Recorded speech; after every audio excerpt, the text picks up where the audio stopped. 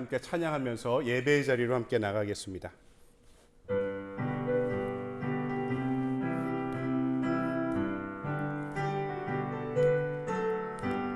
주의 친절한 팔에 안기세 우리 마음이 평안하리니 항상 기쁘고 복이 되겠네. 영원하신 팔에 안기세 주의 팔에 그 크신 팔에 안기세 주의 팔에 영원하신 팔에 안기세 날이 갈수록 주의 사랑이 두루 광명하게 비치고 전성 가는 길 편히 가리니 영원하신 팔에 안기세 주의 팔에 그 크신 팔에 안기세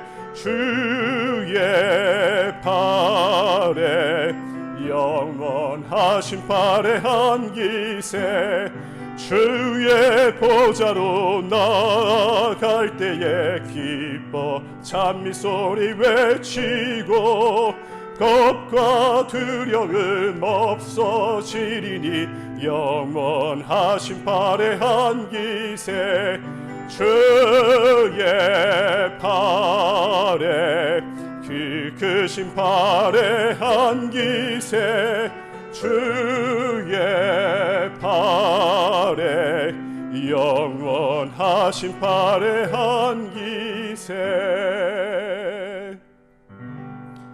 십자가 그 사랑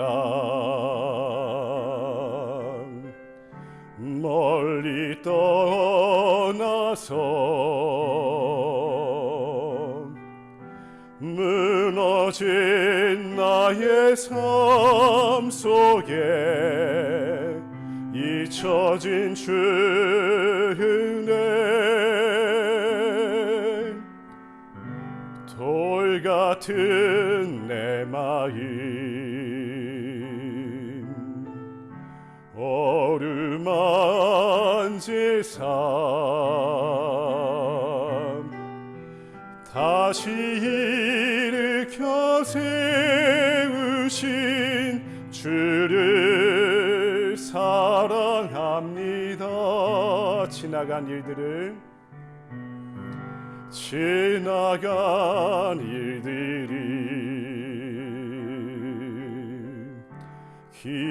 기억하지 않고 예전에 행한 모든 일 생각지 않으리 사막의 강물과 길을 내시는 주 내 안에 새 일 행하실 주만 바라보리라 주 나를 보호하시고 널 붙드시리 나는 보배롭고 존귀한 주님의 자녀라 주 너를 보호하시고 주 너를 보호하시고 널 붙드시리 너는 보배롭고 존귀한 주의 자녀라. 다시 자리에서 일어나셔서 사도신경으로 신앙 고백하십니다. 전능하사 천지를 만드신 하나님 아버지를 내가 믿사오며 그 외아들 우리 주 예수 그리스도를 믿사오니 이는 성령으로 잉태하사 동정녀 마리아에게 나시고 본디오 빌라도에게 고난을 받으사 십자가에 못 박혀 죽으시고 장사한 지 사흘 만에 죽은 자 가운데서 다시 살아나시며 하늘에 오르사 전능하신 하나님 우편에 앉아 계시다가 저리로서 산자와 죽은 자를 심판하러 오시리라. 성령을 믿사오며 거룩한 공예와 성도가 서로 교통하는 것과 죄를 사하여 주시는 것과 몸이 다시 사는 것과 영원히 사는 것을 믿사옵나이다. 아멘. 만복의 근원 하나님 온 백성 찬송 드리고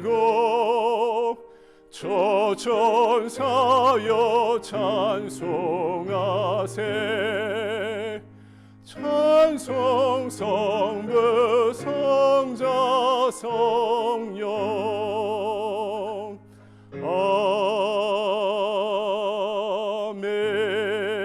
아멘. 다 자리에 앉으시겠습니다. 오늘은 1월 첫째 주 성만찬의 예배를 함께 드립니다. 우리 지난 한 달간의 우리의 삶을 돌아보면서 우리가 주님 앞에 돌이킬 것이 무엇이었는지, 하나님 앞에 회개할 마음이 무엇인지 잠깐 묵상하며 성만찬을 받기 전에 기도하는 시간 갖도록 하겠습니다.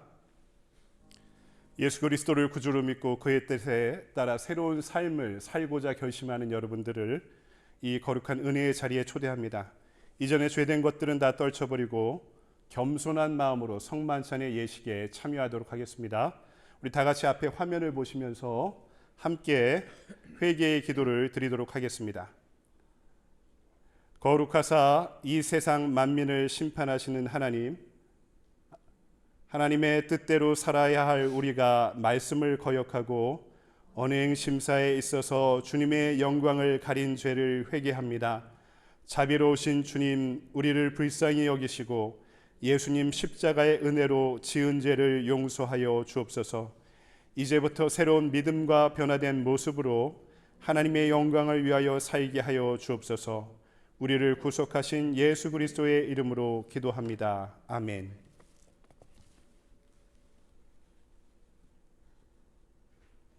주님께서 자신의 몸을 내어주시던 날 빵을 손에 들고 떼어 제자들에게 나눠주시면서 말씀하셨습니다. 받아 먹어라. 이것은 너희를 위하여 내어주는 나의 몸이니 이것을 먹을 때마다 나를 기억하여라. 또 주님께서는 식후에 잔을 들어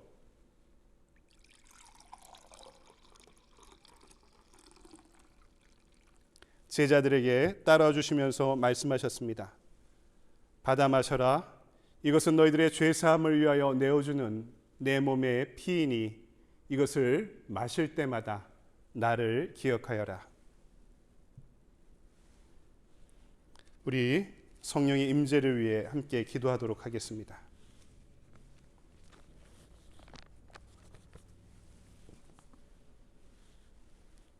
거룩하신 하나님, 일찍이 주님께서 세상에 보내셨던 성령을 지금 다시 보내주사 진설된 빵과 포도즙 위에 임하셔서 이 식탁을 성별하여 주옵소서.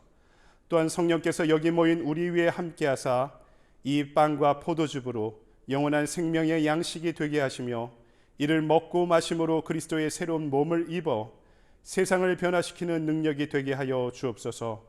우리 주 예수 그리스도의 이름으로 기도합니다. 아멘. 하늘에 계신 아버지 이름 거룩하사 주님 나라 임하시고 뜻이 이루어지이다.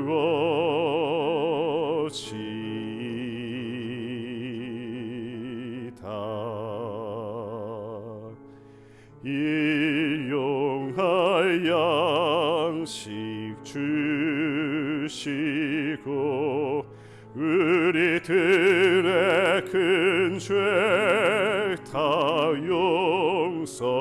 용서하옵시고 또 시험에 들게 마시고 악에서 구원하소서. 대개 주의 나라 주의 권세 주의 영광 영원히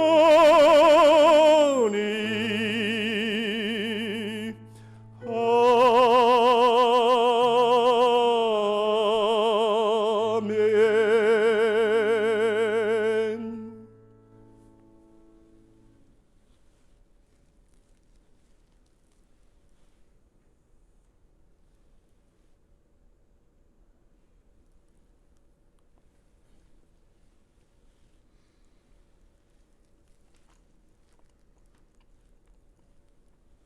이것은 주님의 몸입니다.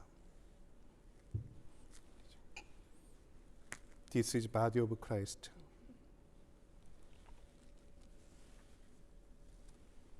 이것은 주님의 피입니다. This is blood of Christ.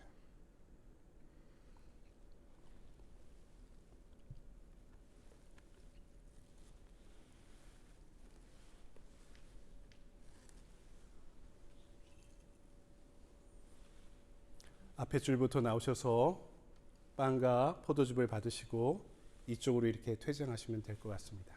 우리 함께 성찬에 참여합시다.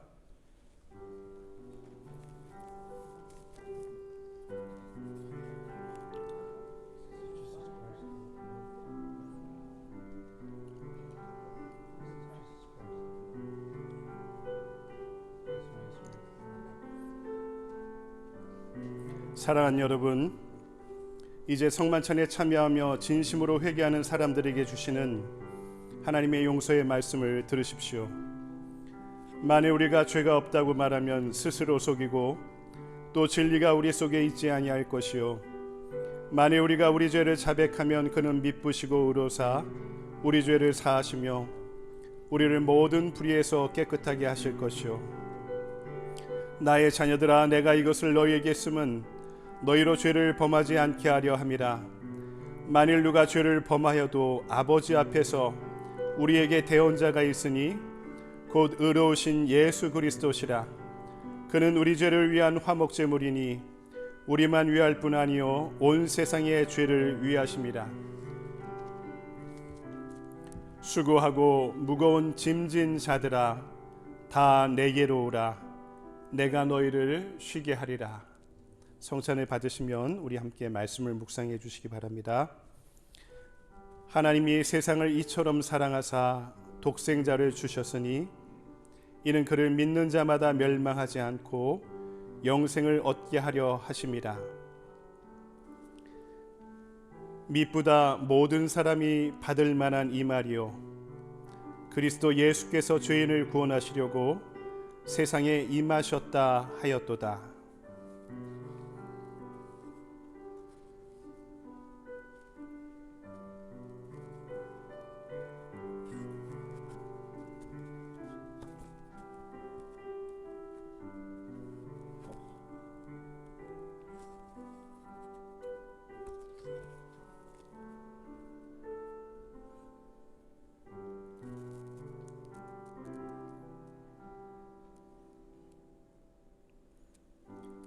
이제 앞에 화면을 보시면서 감사의 기도를 함께 드리도록 하겠습니다.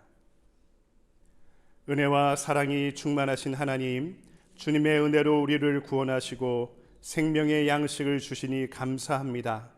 우리를 위하여 온몸을 내어주신 십자가의 사랑과 희생의 신비를 기억하면서 우리 자신을 온전한 헌신의 제물로 하나님께 드립니다. 이제 성만찬에 참여한 우리가 그리스도와 하나 되게 하시고 서로 하나 되게 하시며 온 교회가 하나 되게 하여 주옵소서.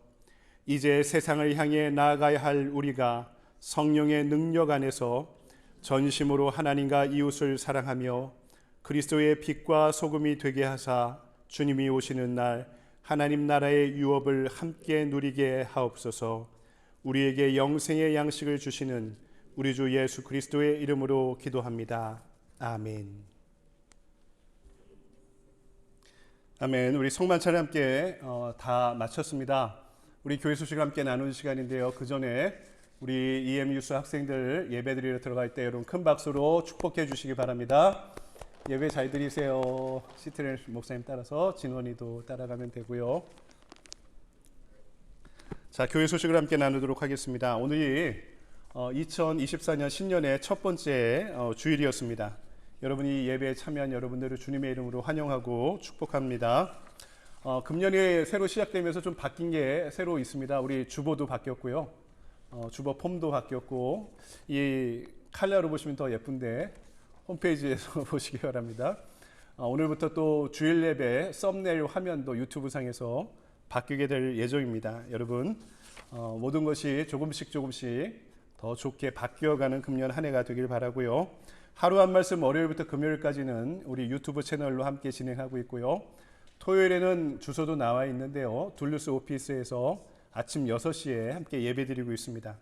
또 우리 사무실에 박 집사님이 키보드도 사다 주셔서 이성실 권사님이 반주까지 하시면서 토요일 예배를 드리고 있는데요.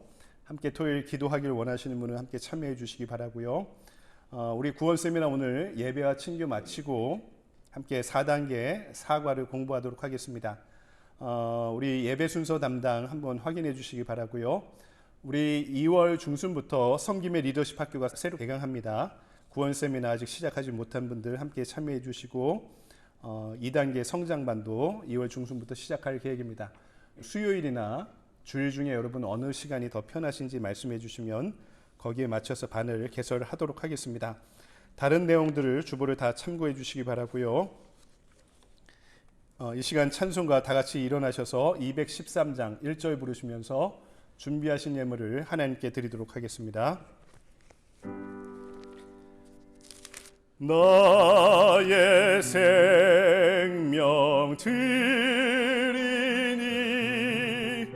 주여 받아 주셔서 세상 살아갈 동안 찬송하게 하소서.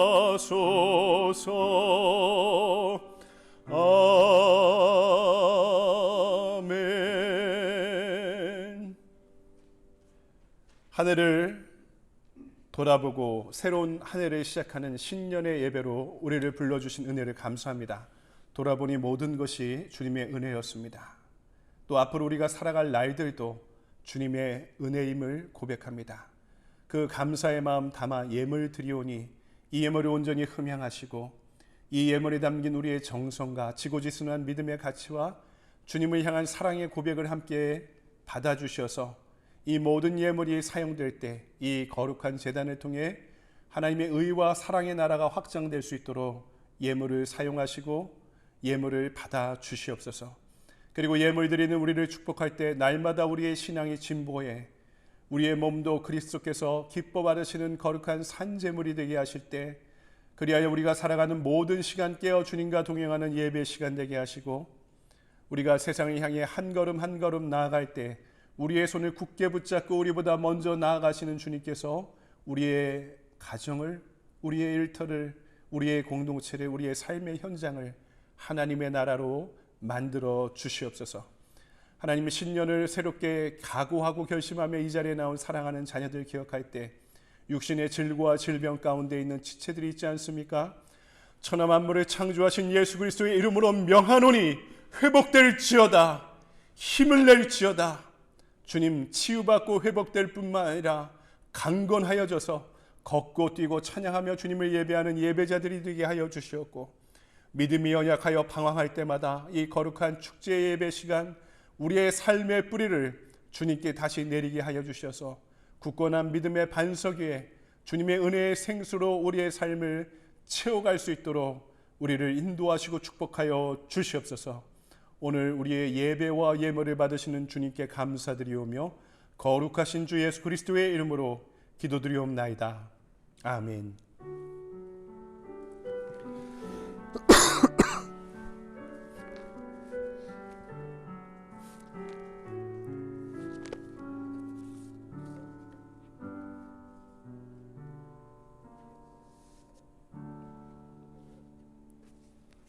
서신 채로 오늘 우리에게 주신 하나님의 말씀을 함께 봉독하겠습니다. 요한복음 11장 32절로부터 44절까지의 좀 긴 구절의 말씀인데요. 그래도 여러분 앞에 화면을 보시면서 저 한 절 여러분 한 절씩 번갈아 교독하도록 하겠습니다. 마리아가 예수 계신 곳에 가서 배웠고 그 발 앞에 엎드려 이르되 주께서 여기 계셨더라면 내 오라버니가 죽지 아니하였겠나이다 하더라. 예수께서 그가 우신 것과 또 함께 온 유대인들이 우는 것을 보시고 심령의 비통히 여기시며 불쌍히 여기사 이르시되 그를 어디 두었느냐 이르되 주여 와서 보옵소서 하니 예수께서 눈물을 흘리시더라. 이에 유대인들이 말하되 보라 그를 얼마나 사랑하였는가 하며 그중 어떤 이는 말하되 맹인의 눈을 뜨게 한 이 사람은 죽지 않게 할 수 없었더냐 하더라. 이에 예수께서 다시 속으로 비통히 여기시며 무덤에 가시니 무덤이 구리라 돌로 막았거늘 예수께서 이르시되 돌을 옮겨 놓으라 하시니 그 죽은 자의 누이 마르다가 이르되 주여 죽은 자가 나흘이나 되었음에 벌써 냄새가 나나이다. 예수께서 이르시되 내 말이 내가 믿으면 하나님의 영광을 보리라 하지 아니하였느냐 하시니 돌을 옮겨 놓으니 예수께서 눈을 들어 우러러 보시고 이르시되 아버지여 내 말을 들으신 것을 감사하니이다. 항상 내 말을 들으시는 줄을 내가 알았나이다. 그러나 이 말씀 하옵는 것은 둘러선 무리를 위함이니 곧 아버지께서 나를 보내신 것을 그들로 믿게 하려 함이니이다. 이 말씀을 하시고 큰 소리로 나사로야 나오라 부르시니 함께 읽습니다. 죽은 자가 수족을 배로 동인 채로 나오는데 그 얼굴은 수건에 쌓였더라. 예수께서 이르시되 풀어 놓아 다니게 하라 하시니라. 아멘. 주님의 말씀입니다. 주님께 감사드립니다. 다 자리에 앉으시기 바랍니다. 요한복음 우리 11장 오늘 우리가 읽은 말씀 가지고 풀어 놓아 다니게 하라라는 제목으로 하나님의 말씀을 증거하도록 하겠습니다. 전도서 7장 2절을 보면 이런 말씀이 나옵니다. 초상집에 가는 것이 잔치집에 가는 것보다 나으니 모든 사람의 끝이 이와 같이 됨이라. 산자는 이것을 그의 마음에 둘지어다. 아멘. 우리가 지혜 있게 살려면은 우리 인생의 의미를 부여하고 행복하게 살려면은 어떻게 해야 된다고요? 항상 죽음을 염두에 두고 살아야 된다. 이렇게 말씀하고 있는 것입니다. 어쩌면 우리는요, 여러분, 잘 죽으려고 잘 사는 것은 아닌가 이런 생각을 하게 됩니다. 예수 믿는 사람들은요, 죽음을 헤아릴 수 없는 고통으로 받아들이는 것이 아니라 하나님의 품에 거하는 영원한 안식으로 삼을 수 있어야 됩니다. 그때 죽음은 우리 생의 최고의 선물과 최후의 선물이 될 수 있을 것입니다. 이와 관련해 서울여대 장경철 교수님이라는 분이 한국에 계시는데 그분이 쓰신 책 중에 생애 최고의 선물이라는 책이 있는데 이 책을 보면 죽음에 대해서 이렇게 이야기합니다. 들어보세요. 우리에게는 죽음 교육이 필요합니다. 인생에 있어서 사랑 교육이 필요하고 직업에 대한 교육이 필요하며 성교육이 필요하다면 죽음에 대한 교육도 반드시 필요합니다. 죽음은 반드시 다가올 사건이기 때문입니다. 그리고 죽음에 관한 논의를 통해서 우리가 추구하는 것은 삶을 더욱 인간답고 풍성하게 사는 길을 찾아가고 걸어가는 것입니다. 이렇게 이야기합니다. 우리 교회에서 구원 세미나를 우리 성김의 리더십 학교 첫 단계로 진행하는 이유가 여기에 있습니다. 구원이 뭔지, 영생이 뭔지, 죽음이 진짜 무엇인지, 지옥은 존재하는지, 천국이 있는지 이것을 확실히 하면서요. 데이트 코칭 스쿨도 청년들하고 결혼 예배 학교도 하는데요. 어쩌면은 우리 교회에서 진행하고 있는 구원 세미나는 죽음 예배 학교가 될지도 모릅니다. 죽음을 염두에 두고 영원한 천국과 지옥이 있음을 앞에 두고 생각하면서 우리의 삶을 더욱더 가치 있고 의미 있고 풍요롭게 사는 길은 이 죽음과 구원을 염두에 두고 살아갈 때 가능하다는 것을 우리가 신앙적으로 배우기 위함입니다. 오늘 말씀도 이와 관련되어 있습니다. 요한복음에 나타난 7가지 표적 중에 오늘 마지막 표적은요. 우리 앞으로의 그리고 과거에 있었던 영원토록 이후에도 진행될 죽음과 부활에 대한 말씀을 이 표적을 통해 이야기해 주고 계십니다. 오늘 말씀을 통해 요한복음 강해는 이 표적에 대한 이야기를 오늘로서 마치게 됐고요. 이후에 요한복음의 후반부의 강해는 추후에 다시 진행할 예정입니다. 우리 금년에 지난 구역회 때 표어를 신앙의 기초를 놓는 공동체라고 그랬는데 교회가 존재하는 목적이 5가지입니다. 예배, 교제, 양육과 훈련, 봉사, 선교. 이 5가지 카테고리를 가지고 우리 신앙의 기초를 어떻게 놓을지에 대해서 시리즈로 계속 기도하고 설교할 계획인데요. 앞으로 5주 동안에는 레위기에 나온 5가지 제사에 대해서, 제사의 종류에 대해서 한번 살펴보면서 이 제사를 우리 현대 예배에, 우리 삶에 어떻게 적용할 수 있을까에 대해서 함께 강의 설교를 통해 공부하고 배우고 또 은혜 받는 시간을 가지려고 합니다. 오늘 말씀 먼저 이 시대를 살아가는 우리의 죽음과 부활을 이 말씀 가운데 어떻게 받아들여야 될지에 대해서 이야기해 주는데요. 2가지 교훈을 우리에게 전해주고 있는데, 첫 번째 예수님의 비통함에 대해서, 그리고 두 번째로 기도로 표적을 이루어가는 예수님의 믿음에 대해서 함께 살펴보려고 합니다. 오늘 말씀 보니까 첫 번째로 친구의 죽음을 앞에 두고 있는 예수님의 비통함을 우리에게 알려주고 있습니다. 32절과 33절, 마리아가 예수 계신 곳에 가서 배웁고 그 발 앞에 엎드리어 이르되 주께서 여기 계셨더라면 내 오라버니가 죽지 아니하였겠나이다 하더라. 예수께서 그가 우는 것과 또 함께 온 유대인들이 우는 것을 보시고 심령에 비통히 여기시고 불쌍히 여기사, 이렇게 말씀합니다.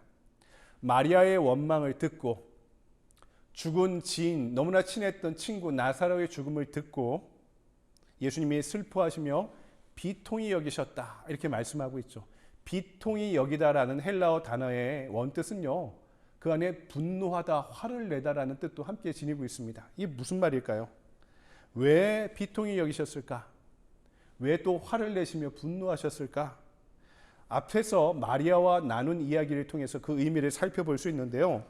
나사로가 죽어간다는 이야기를 듣고 제자들과 급히 오시던 중에 예수님은 소식을 듣지 않고도 나사로가 죽었음을 알게 되십니다. 그리고 늦게 도착한 예수님께서 마리아와 이야기를 나누던 중에 마리아와 이런 대화를 하시죠. 23절에서 27절입니다. 예수께서 이르시되 내 오라비가 다시 살아나리라.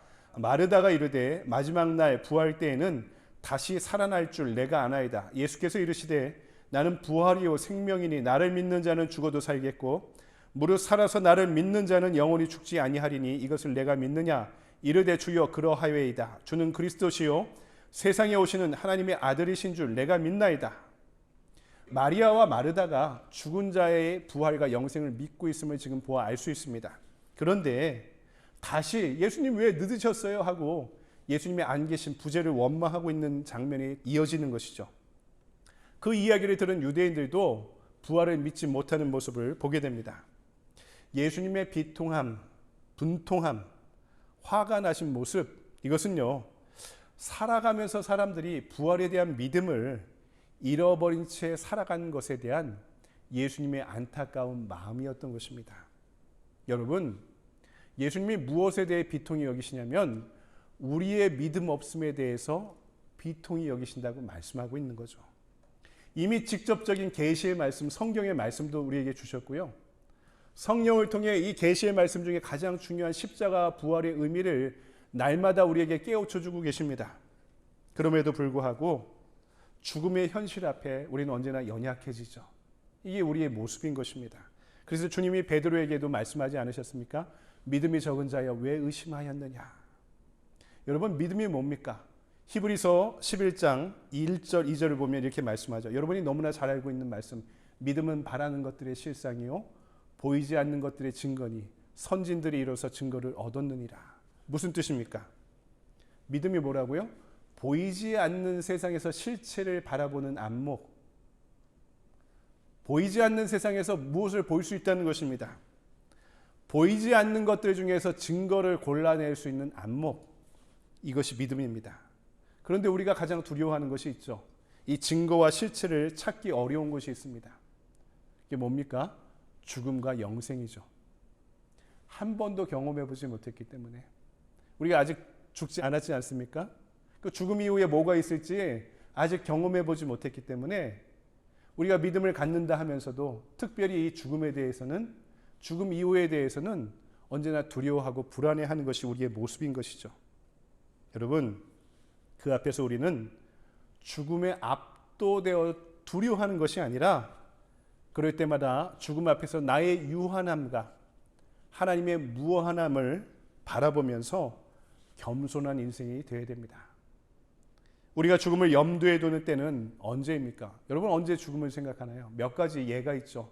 먼저는요, 질병을 얻을 때입니다. 제가 가장 용감할 때를 생각해 보니까 20대였습니다. 20대에는 진짜 무서운 게 하나도 없었습니다. 진짜 무서운 게 하나도 없을 때였습니다. 앞길이 창창해서 그럴 때이기도 하지만 건강해서 그 어느 때보다 건강한 때였기 때문에 그랬던 것 같습니다. 다쳐도요, 너무 금방 아물고요. 아파도 너무 금방 낫습니다. 근데 어떻게 됩니까? 나이가 들어가면서 크고 작은 병들을 얻게 됩니다. 우리가 인생을 살아가면서 큰 질병을 우리가 경험하게 될 때 인생의 유한함을 앞에 서며 경험하게 되는 거죠. 그때가 우리가 가장 두려워지는 순간이기도 하지만 여러분, 우리 신앙이 가장 솔직해지는 순간이 되기도 하는 것입니다. 또 어느 때 우리는 죽음을 생각합니까? 가까운 사람의 죽음을 생각할 때, 심리학자들이나 상담가들이 이야기하는 우리 인생의 가장 큰 트라우마는요, 내 아내와 남편의 죽음을 경험할 때라고 이야기합니다. 저는요, 가장 가슴 아픈 죽음의 경험은 저희 어머니가 벌써 17년이 지났는데도 저희 어머니의 죽음의 그 아픔으로부터 아직도 벗어나지 못하고 살아가는 저희 모습을 발견할 때가 있습니다. 목회 현장에서도 목사로 살아가다 보니까 너무나 많은 죽음을 경험합니다. 20대에 제가 28살부터 목회를 파송받아 시작했는데요. 그때부터 죽음을 바라보고 경험하고, 저는 죽음이, 그리고 시신을 만지는 게 지금은 너무나 자연스러워졌습니다. 그럴 정도로 죽음을 너무나 많이 경험하며 살아가게 되는데, 목회 현장에서 기억나는 가장 가슴 아픈 경험은 이렇습니다. 제가 청년 목회를 할 때 이대를 졸업하고 이대 대학원을 다니면서 교직원으로 있던 어떤 여자 청년이 있었습니다. 이 청년은요, 아버지가 어려서 집안을 포기하고 나가버렸어요. 아버지를 모르고 살았습니다. 친지도 없어요. 그러니까 홀로 남은 어머니와 이 외동딸이 서로의 인생의 전부였습니다. 근데 엄마가 아프셨죠. 위독하셨습니다. 어느 날 사택에 이제 잠을 자려고 준비하고 있는데 10시가 넘어서 11시가 가까운 시간에 그 친구한테 전화가 왔습니다. 목사님 빨리 올라와 주세요. 저희 어머니가 지금 돌아가시려고 하는데 목사님께서 임종을 지켜주시면서 좀 저희 어머니를 위해 기도해 주시고 예배를 인도해 주셨으면 좋겠습니다. 부랴부랴 양복을 입고 성경책을 들고 급하게 세브란스 병원으로 올라가서 그 병실에 들어갔습니다. 어머니가 심장이 삑삑하고 이제 뛰어가는 모습이 옆에서 보이고 의료진들이 급하게 왔다 갔다 하는 모습이 보입니다. 오자마자 얼마 남지 않았다 판단되어서 찬송을 불러드리고 귀에대고 기도를 해드리고 제가 도착한 지 10분 정도 지나서 돌아가셨습니다. 혼자만 남은 자매였어요. 이제 어머니가 인생의 전부였어요. 이 엄마한테는 딸이 인생의 전부였는데 아무것도 인생을 살아갈 준비가 안 돼 있고 교직원이고 대학원생이고 세상을 살아가는 법을 아직 익히지도 못한 한 27살, 8살 된 여자 청년 자매였습니다. 어머니의 죽음을 어떻게 받아들일 수 있었을까? 너무나 그 상황이 안타까워서 장례를 하는데 친지들도 없어요. 아무도 오지 않는 겁니다. 교회에서 다 찾아가고 청년들이 모든 장례 이후의 일정들을 다 감당하면서 그 옆을 지켜줬던 기억이 납니다. 그리고 어머니가 돌아가시고 한 1년인가 2년 지났다가 새로운 가정을 결혼해서 가정을 갖고 열심히 행복하게 지금도 살아가고 있습니다. 여러분, 누군가 살아왔던 삶의 궤적이 그리고 그분의 죽음이 남아있는 사람들에게는 큰 영향을 끼치게 되어 있습니다. 그러니까 잘 살고 온전히 우리의 생을 마치는 게 우리 남은 가족들에게, 내 주변에 사랑하는 사람들에게 긍정적인 영향을 끼치느냐 부정적인 영향을 끼치느냐 판가름이 나는 겁니다. 잘 살고 잘 죽어야 하는 것입니다. 또 언제 우리는 죽음을 생각합니까?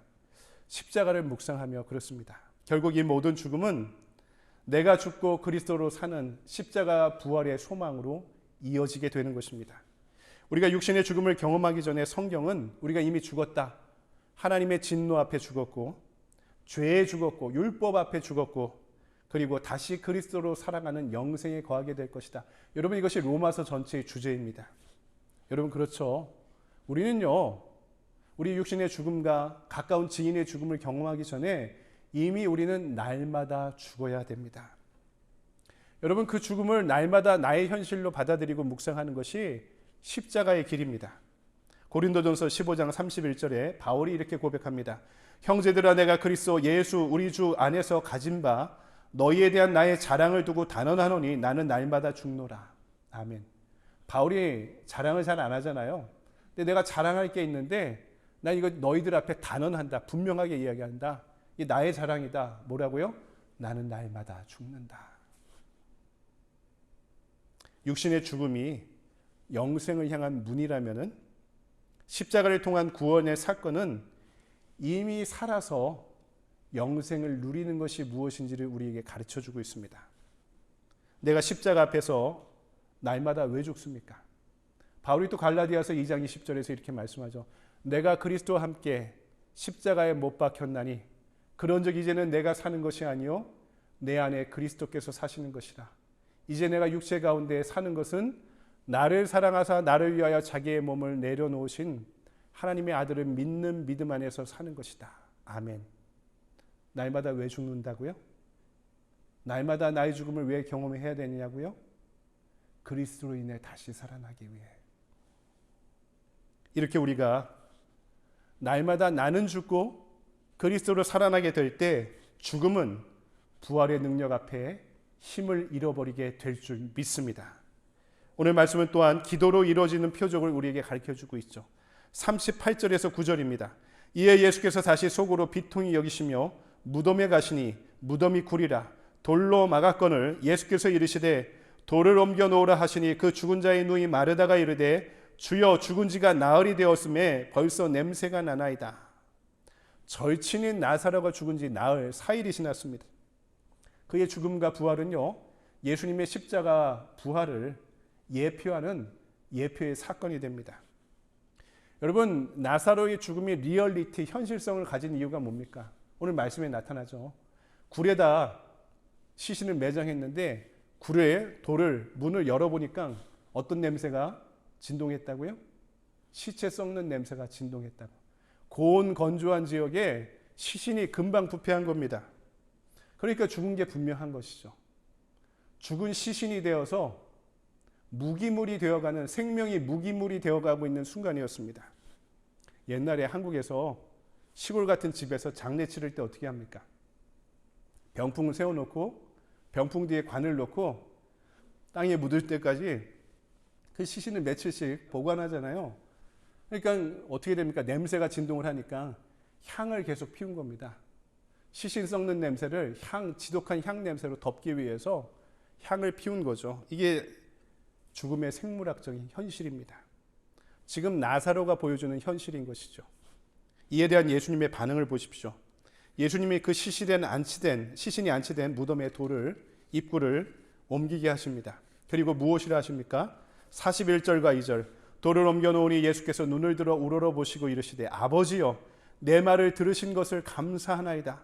항상 내 말을 들으신 줄을 내가 알았나이다. 그러나 이 말씀 하옵는 것은 둘러선 무리를 위함이니 곧 아버지께서 나를 보내신 것을 그들로 믿게 하려 함이니이다. 아멘. 돌만 옮겼고 지금 아무것도 일어나지 않았습니다. 그런데 예수님께서 감사의 기도를 먼저 드리고 계시죠. 히브리서 7장 25절을 보면 이런 말씀을 합니다. 그러므로 자기를 힘입어 하나님께 나아가는 자들을 온전히 구원하실 수 있으니 이는 그가 항상 살아계셔서 그들을 위하여 간구하심이라. 이 죽은 자의 현실 가운데 하나님께 담대하게 기도할 수 있는 이유가 어디에 있다고요? 예수님을 힘입어 하나님께 나아가는 사람들을 위해서 살아계신 주님께서 그들을 위하여 중보하기 위해서 담대하게 날마다 그들을 위해 중보하며 기도하신다. 하나님께 간절히 나아가는 자들을 위해서 예수님께서 친히 그들을 위해 중보하시며 계신다라고 말씀하는 것입니다. 지금 주님께서 아버지 안에서 아버지의 능력으로 담대하게 기도하고 계십니다. 여러분 기억하십시오. 지금 예수님께서 부활의 표적, 이 7번째 표적으로 요한복음의 마지막 표적을 우리에게 알려주시는 이유가 무엇일까? 여러분, 그 표적이 지금 어떻게 이루어지고 있습니까? 기도를 통해 이루어지고 있는 것을 보여주고 계시는 거죠. 누가 기도할 수 있습니까? 믿음의 사람이 기도할 수 있습니다. 하나님은 기도의 사람을 통해 역사하십니다. 기도는 하나님의 약속에 대한 신뢰의 언어고, 기도하는 시간은 그 약속을 신뢰하는 시간입니다. 믿음이 있으면 기도하고, 기도하면 믿음이 자라게 되어 있습니다. 여러분, 어려운 때에 우리가 뭘 해야 될까요? 넋 놓고 손 놓고 있어야 될까요? 진짜 우리가 인생의 광야에 놓여 있을 때, 인생의 절벽 앞에 진퇴양난의 순간에 놓여 있을 때, 인생의 밑바닥에 놓여 있을 때 우리가 해야 되는 것은 손 놓고 넋 놓고 있는 것이 아니라 부르짖어 간구하는 일뿐입니다. 하나님의 마음을 달라고, 하나님의 눈을 지니게 해달라고, 나의 믿음 없음을 탓하지 마시고 믿음으로 이 상황을 이겨낼 수 있도록 하나님께 부르짖어 간구하는 일만이 필요한 것입니다. 여러분, 고난한 시절에 드리는 간절한 기도에 대한 하나님의 응답이 늦어질 때가 있습니다. 그 응답이 내가 원하는 내용과 다를 때도 있습니다. 왜 그럴까요? 하나님이 그 인생의 광야 학교를 통해 우리가 배우기를 원하시는 것이 반드시 있기 때문입니다. 그 광야 학교에서 기도하며 하나님의 뜻에 나의 뜻을 조율해 가고 그분의 뜻을 찾고 그분과 동행하는 법을 배우게 만드시기 위해서 때때로 그분은 우리를 인생의 광야 학교로 인도하기도 하시고 때로는 강제로 몰아내기도 하시는 것입니다. 이런 인생의 광야에서 얻는 우리의 고통에 대해서 미국의 신학자이자 영성작가인 유진 피터슨은 이렇게 소개하고 있습니다. 잘 들어보세요. 고통은 하나님이 없다는 증거가 아니라 하나님이 계시다는 증거이다. 그리고 우리가 경험하는 깨어짐을 통해 하나님께서는 자신의 가장 확신 있고 독특하신 구원 사역을 진행하신다. 고통을 받아들이고 껴안고 다루는 태도는 더 좋은 삶을 가져오지 더 나빠진 삶을 가져오는 것은 아니다. 그리고 하나님의 경험을 더 많게 하지 적게 하지는 않는다. 광야학교에서 경험하는 고통을 통해서 오히려 우리 인생이 더욱더 풍요로워질 수 있다라고, 그것이 광야학교가 우리 인생에 놓여진 존재하는 이유라고 유진 피터슨이 이렇게 간증하고 있는 거죠. 여러분, 신구약 성경에 등장하는 이 모든 인생의 광야를 경험했던 사람들을 생각해 보십시오. 그리고 오늘 본문에서 삶과 죽음의 경계를 오고 갔던 나사로와 그의 누이들을 생각해 보십시오. 그들이 광야학교에서 무엇을 배웠을까? 여러분, 사람의 관점이 하나님의 관점과 다르다는 것을 배웠을 것입니다. 성경은 세상을 살아가는 우리가 갖고 있는 이 세상의 관점과 하나님의 관점이 다른 것을 알려주고 있습니다. 여러분, 우리에게 예배가 축복인 이유가 뭡니까? 내가 세상에서 그분과 동행하고 그분의 마음과 그분의 눈으로 느끼고 보는 법을 우리는 이 축제 예배를 통해 배워가기 때문인 것입니다. 우리가 읽지 않았지만 11장 4절에 이렇게 말씀합니다. 예수께서 들으시고 이르시되 이 병은 죽을 병이 아니라 하나님의 영광을 위함이요 하나님의 아들이 이로 말미암아 영광을 받게 하려 함이라 하시더라. 아멘. 두 종류의 병이 있다고요? 그것을 대비해서 말씀합니다. 죽을 병이 있고요, 하나님의 영광을 드러내는 병이 있다는 겁니다. 잘 생각해 보세요. 죽을 병이 있고 하나님의 영광을 드러내는 병이 있다는 것입니다. 우리가 광야학교에서 배우고 익혀야 할 것입니다. 이것이에요. 지금 내 병이 죽을 병인가? 하나님의 영광을 드러낼 병인가? 지금 내 실패가, 내 고통이 하나님이 안 계시다는 증거인가? 아니면 더욱더 하나님을 의지하게 만드는 길인가? 십자가로 끝날 것 같은 인생의 끝이 부활의 소망으로 시작될 수 있다는 것을 오늘 요한복음의 7번째 마지막 표적이 우리에게 알려주고 있는 것입니다. 여러분, 부활과 종말은 두 종류가 있어요. 성경에서 이야기하는 겁니다. 하나는 실현된 종말론이고요. 또 하나는 몸의 부활입니다. 실현된 종말론이 어떤 뜻이냐면 지금 내가 현실을 살아가는데 부활의 믿음으로 이미 살아가는 것입니다. 이미 영생이 나에게 주어졌고 내가 구원받았고 나는 이미 영생을 얻은 구원의 자녀로 이 현실을 살아가고 있다는 것이 종말이 실현된 현실이라는 것입니다. 또 하나는 몸의 부활입니다. 그때가 언제인지는 알 수 없지만 영생을 통해 주어질 약속이죠. 그래서 우리가 이 부활의 믿음으로 살아간다는 것은 뭡니까? 유한한 시간 속에서 살아가는 우리가 부활의 믿음으로 부활의 내용을 현실의 나의 삶에 채워가기 시작했다는 것입니다. 아픔도 있고 눈물도 있고 질병도 있고 실패도 있고 상처도 있는 이 현실, 유한한 현실 세계 안에서 우리가 실현된 종말로 또 그 부활에 대한 믿음으로 살아간다는 것은 우리의 삶이 여기서 끝이다 이렇게 끝나는 것이 아니라 그 부활에 대한 소망으로 그 믿음으로 나의 삶의 내용을 채워가야 한다는 것입니다. 이것이 남은 인생 우리 신앙의 과제라는 것이죠. 십자가 부활의 믿음은 죽음이란 인생의 마지막 관문에서 영원히 시작된다는 사실을 믿는 것입니다. 여러분, 인생의 끝은 영원의 시작입니다. 그 시작은 지금 바로 여러분의 삶의 자리로부터 시작하는 것입니다. 사랑하는 여러분, 말씀을 정리합니다. 오늘 말씀은 요한복음의 7가지 표적 사건 중에 마지막 표적, 7번째 표적을 우리에게 증거하고 있습니다. 그 결론이 44절에 이렇게 기록되어 있습니다. 죽은 자가 수족을 배로 동인 채로 나오는데 그 얼굴은 수건에 쌓였더라. 예수께서 이르시되 풀어놓아 다니게 하라 하시니라. 죽음이 우리의 영생을 막지 못합니다. 죽음의 권세를 이기는 힘은 십자가에서 예수님이 돌아가실 때 이미 어떻게 돌아가셨냐면 예수님을 죽게 만든 죽음의 권세 또한 십자가에 못 박혀 죽게 만드신 것입니다.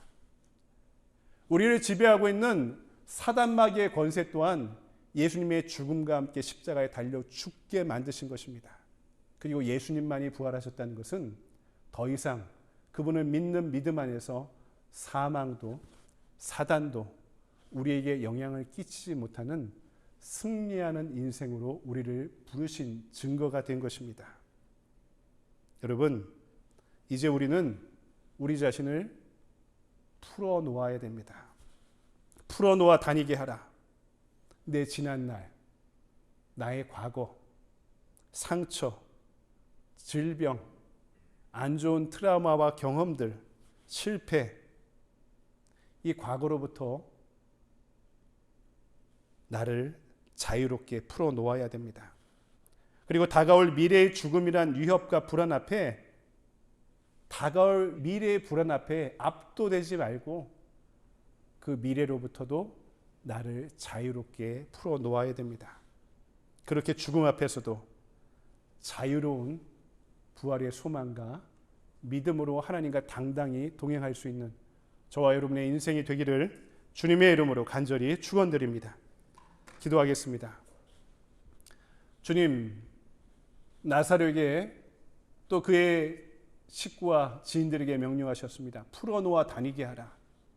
이제는 그 어떤 죽음도 사망의 권세도 질병도 과거의 상처와 트라우마도 실패도 미래를 향한 두려움도 불안도 나를 압도하지 못한다는 것을 우리에게 가르쳐 주셨습니다. 주님, 이로부터 믿음의 눈을 가지고 나를 풀어놓아 자유롭게 할 수 있는 믿음의 사람들, 부활의 소망으로 단단하게 다시 일어설 수 있는 주님의 자녀들이 될 수 있도록 인도하여 주시옵소서. 죽음이 인생의 끝이 아니라 영혼의 시작이고 우리가 십자가 부활의 믿음으로 살아가는 이 순간이 바로 살아서 부활을 경험하며 누리는 천국의 시간임을 깨달아 알게 하여 주시옵소서. 거룩하신 주 예수 그리스도의 이름으로 감사하며 기도드리옵나이다. 아멘. 다시 일어나셔서 찬송가 161장 결단의 찬송 부르시고 축도로 예배를 마치도록 하겠습니다.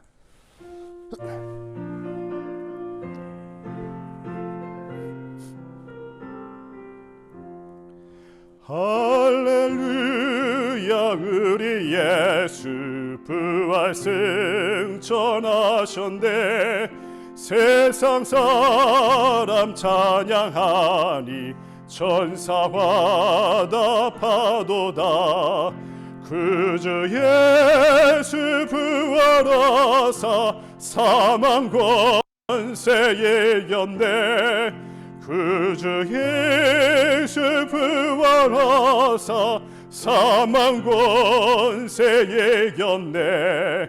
할렐루야, 우리 예수 왕의 왕이 되시고 우리들의 중보 되심 성령 증거하시네. 그저 예수 부활하사 처음 열매 되셨네. 그저 예수 부활하사 처음 열매 되셨네. 할렐루야, 우리 예수 흠과 티가 없도다. 무덤 속에 있는 죄인 주가 일으키시네. 그저 예수 부활하사 영광 주러 오시네. 그저 예수 부활하사 영광 주러 오시네. 아멘. 기도하겠습니다. 이제는 우리를 구원하신 예수 그리스도의 은혜와 한없이 용서하시고 품어주시고 안아주시는 아버지 하나님의 무한하신 사랑과 오늘도 우리를 제자로 부르시고 땅끝을 향해 파송하시는 성령님의 감화감동 역사하심이 오늘 우리에게 주신 말씀 붙잡고 이 세상 속에서 천국을 바라보는 신앙의 깊이를 지니고 또 남의 것이 아니라 나의 믿음으로 주님 앞에 살아가며 부활의 씨앗을 심어 당당히 주님과 동행하는 인생이 되길 원하는 이 자리의 모든 사랑하는 자녀들 위에 지금으로부터 영원토록 함께하여 주시옵기를 간절히 축원하옵나이다. 아멘.